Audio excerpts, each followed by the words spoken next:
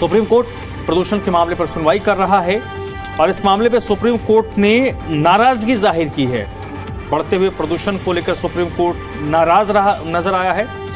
Supreme court ने आज मामले में जब सुनवाई चल रही थी तो कहा कि प्रदूषण रोकने के लिए जितने भी कदम उठाए गए हैं वो पूरी तरीके से फेल रहे हैं। दिल्ली एनसीआर में प्रदूषण चिंता का विषय है।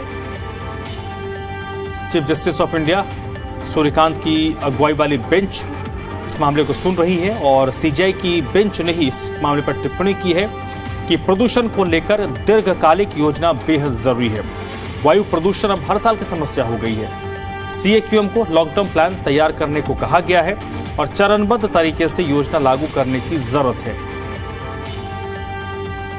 इसके साथ साथ स्कूल बंद करने के फैसले पर सुप्रीम कोर्ट ने हस्तक्षेप करने से इनकार कर दिया है।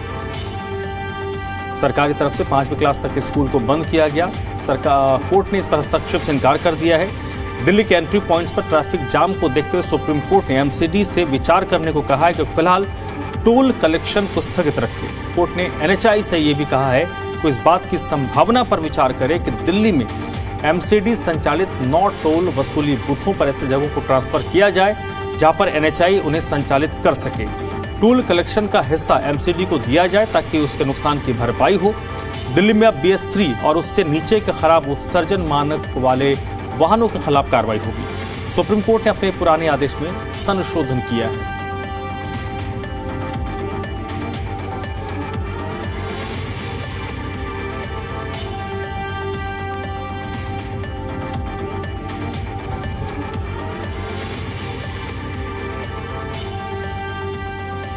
तो प्रदूषण के मामले पर सुप्रीम कोर्ट सुनवाई कर रही है। सीजीआई की सूर्यकांत की बेंच इस मामले को सुन रही है और आज इस मामले पर कई सारी टिप्पणियां कोर्ट की तरफ से की गई है और कई सारे निर्देश भी दिए गए हैं।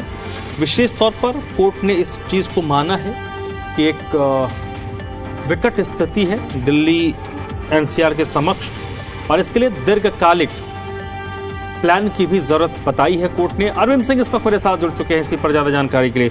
अरविंद, बताइए आज किन किन पक्षों की तरफ से क्या क्या तर्क दिए गए? आज बहुत विस्तार से सुप्रीम कोर्ट ने सुनवाई की है। जो सुनवाई हुई है, सबसे पहला जो मुद्दा उठा कोर्ट के सामने वो इस बात को लेकर के था कि जो दिल्ली में कक्षा 5 तक की जो क्लासेज हैं वो जो बंद की गई हैं उसको लेकर के सवाल उठाया गया। एक वकील की तरफ से कहा गया इस मामले में, जो कि कुछ लोगों की तरफ से पेश हुई थी, वकील मेनका गुरुस्वामी, उनका ये कहना था कि जो स्कूल बंद हो रहे हैं इसका असर सबसे ज्यादा गरीब तबके के लोगों पर पड़ रहा है, क्योंकि गरीब तबके के जो लोग हैं उनके घर में एयर प्यूरिफायर नहीं है। तो ऐसे में स्कूल में हवा की क्वालिटी कहीं ज्यादा बेहतर है बजाय उनके घर के। दूसरा उनकी आपत्ति इस बात को लेकर के थी कि क्योंकि स्कूल बंद हो गए हैं इस लिहाज से मिड डे मील खत्म हो गया है और ऐसे में स्कूल बंद होने का मतलब उस क्लास के लिए ये है कि उनके स्कूल में बच्चे नहीं जा पाएंगे। लेकिन एक दूसरी पिटिशनर्स की तरफ से जो वकील पेश हुए थे, सिद्धार्थ लुथरा, उनका ये कहना था कि स्कूलों को पूरी तरीके से बंद किया जाना चाहिए या फिर 12वीं तक ये व्यवस्था होनी चाहिए कि वीडियो कॉन्फ्रेंसिंग के जरिए भी पढ़ाई हो सके। तो सुप्रीम कोर्ट का ये कहना था कि स्कूल खोले जाएं या बंद रखे जाएं, इसको लेकर के अलग अलग याचिकाएं हमारे पास हैं और उन याचिकाओं में परस्पर विरोधाभासी मांग है।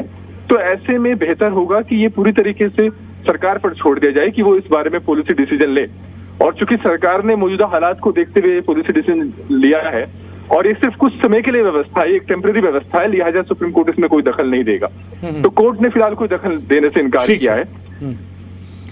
बहुत बहुत शुक्रिया अरविंद आपका इस जानकारी के लिए।